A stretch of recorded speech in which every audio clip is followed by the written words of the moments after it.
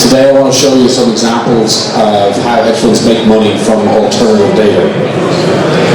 I guess the starting point is, in March 2000, the phrase big data was coined by The Economist, and frankly it's been bandied around too much since then. Small data can be valuable, it doesn't have to be big. Small Excel can be actionable, certainly from a hedge fund perspective. It doesn't have to be terabytes of data.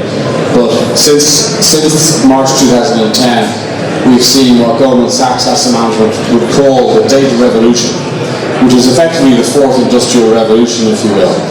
We started out with the agricultural revolution, that led to the industrial revolution, more recently we had the computer revolution, and now since 2010 we went to the data revolution. Goldman Sachs Asset Management will go as far as saying that it will separate the losers and the winners both from industry on the marketing side, competitive intelligence side, but also investment managers, asset managers, hedge funds. BlackRock, the biggest asset manager in the world, over $1 trillion under management, has gone as far as saying big data represents a watershed moment in the history of investment management. So data is important. There are lots of different types of alternative data. If you're an asset manager or a hedge fund, you get to use the data types that are on the left, the dark blue material. So that's the usual stuff. Financials, traditional vendors like Market, Bloomberg, Reuters, FactSet, research reports from Morgan Stanley, UBS, and the rest of the sell-side crew, and company meetings. That's the standard stuff. Everyone has access to all of the above. If you're a big asset manager, there's very hard to find an edge. The interesting stuff is all the light blue stuff on the right, which we call alternative data. Some of it's hard to get, like trade data, Chinese data sets, web crawling. Some of it's very easy to get, like social media data, Google trend type data. Some is unstructured, like social media, some is structured. This is where the interesting playing field is for asset managers. Some of you may have seen press in the last couple of weeks of the CEO of Foursquare has been all over the press touting how his data can help predict Apple sales and Chipotle sales after the E. coli issues in the States. So that's a great example of geodata. App data is great if you want to think about understanding a stock like Zynga or Paddy Power. Anyone that's got exposure to apps or mobile, you really got to be all over the apps. Are people downloading it, are they using it on a daily basis, what are they using it for, and so on. So this is the world that Eagle Alpha plays in. So I want to give you some examples of what asset managers do and what we at Eagle Alpha do.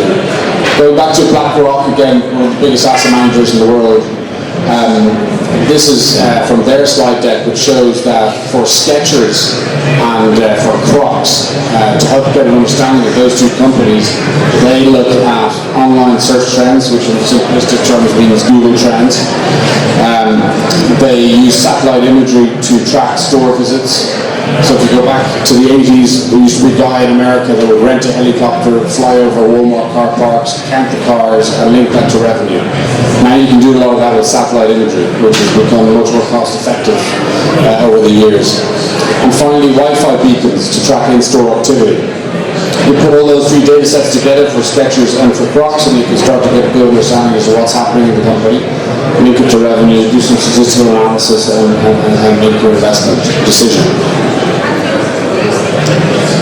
Another example of what BlackRock does, just taking a step back, in the UK, the Bank of England tracks every time someone searches for job seekers allowance, which is like the Dole in the UK.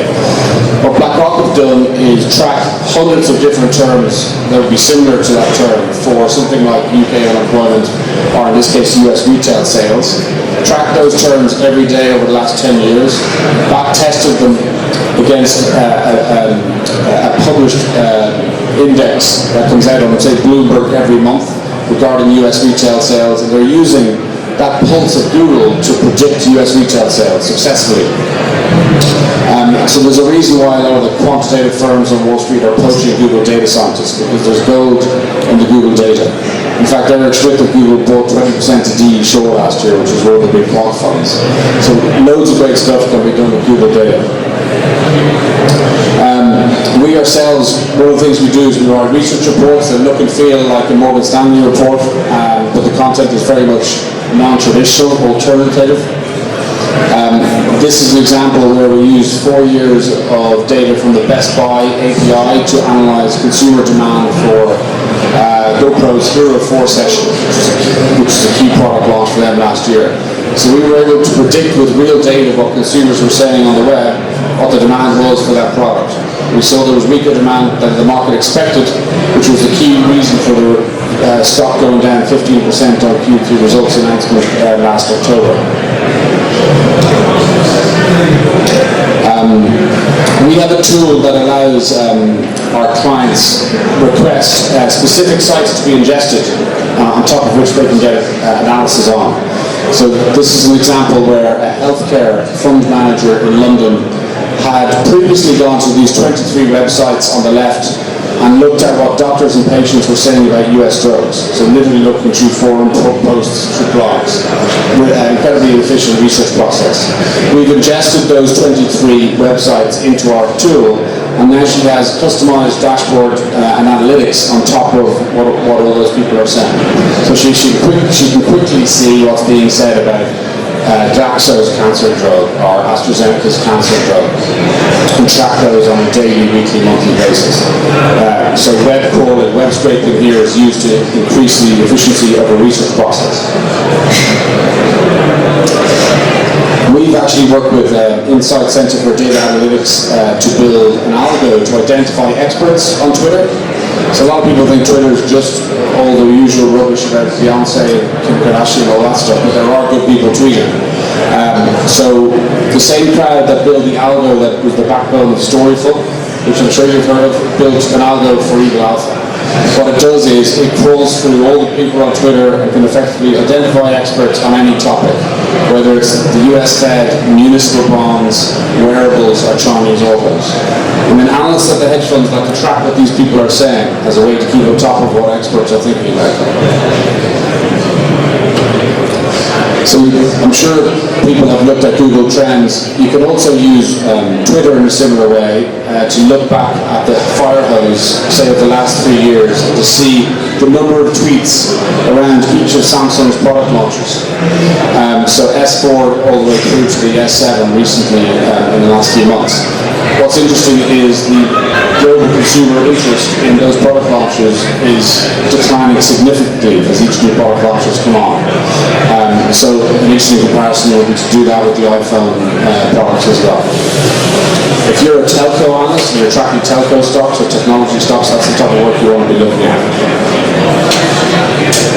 An interesting one, we're working with a company that has access to credit card data in China. We have data that shows the spend of people in Macau, and we're working to link the spend of those people with the revenue of the casinos in Macau, and we're working to statistically prove there's a correlation. With that data, you can then put money behind investment strategy to have a call on the casinos.